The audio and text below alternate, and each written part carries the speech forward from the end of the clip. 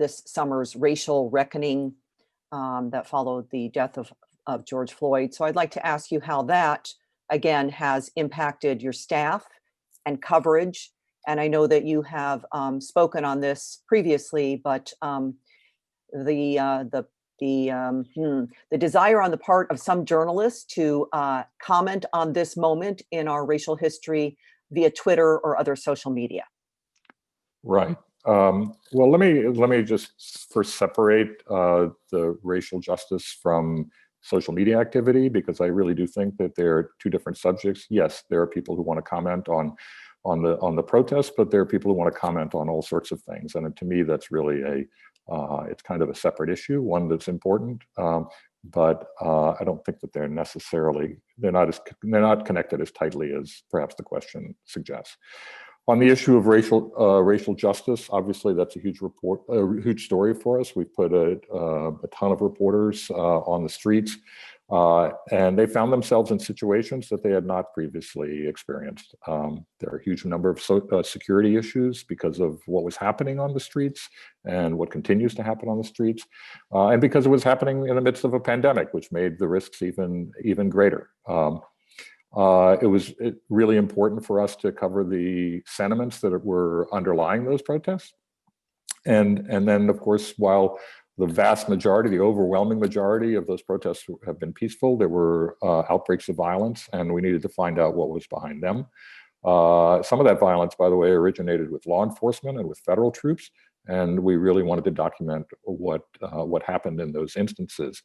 Like what happened in Lafayette Park in front of the White House, what happened on the streets in Portland, what was happening in Kenosha. One of the things that we have done is we've used a visual investigation. So this is a highly effective tool, is gathering all of the available video, not just video that we took, but video that others took. Obviously, a lot of people have mobile phones, and they're using them to take videos of what they're seeing. There are also security cameras, and we've really gathered up that information, and we've put together really effective investigations of what occurred.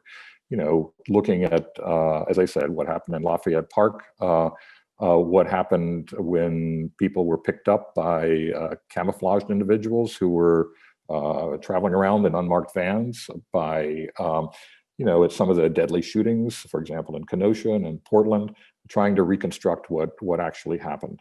So that's in the realm of coverage.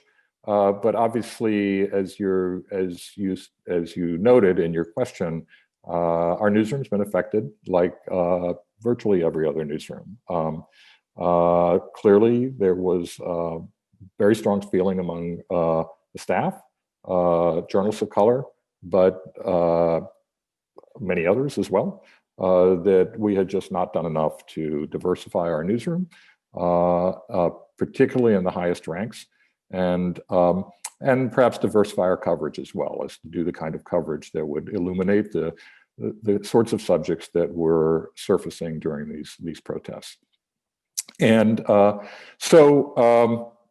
and I think that it was evident that we needed to make progress. And it was also evident that we needed to take some concrete steps forward. One of the points that was made was that we've already had a lot of conversations about this subject. We don't just necessarily want more talking. We would like more doing.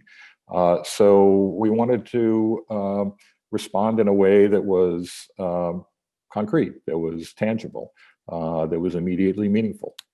And so we announced that we would dedicate 12 positions exclusively to the subjects of race, ethnicity, and identity. So a range of subjects like the administration of justice, environmental and health inequities, the sorts of features that we write in our coverage across the country, in our photography, and one of the additional positions that we created was a managing editor for diversity and inclusion. We named Krista Thompson to that position. She's been in it for only a month or so now, and she's doing a great job. And we don't view that as the end of the line. We view that as the beginning. Undoubtedly, there will be more for us to do, but we'd like to take these concrete steps first. And we're moving as expeditiously as possible to do that.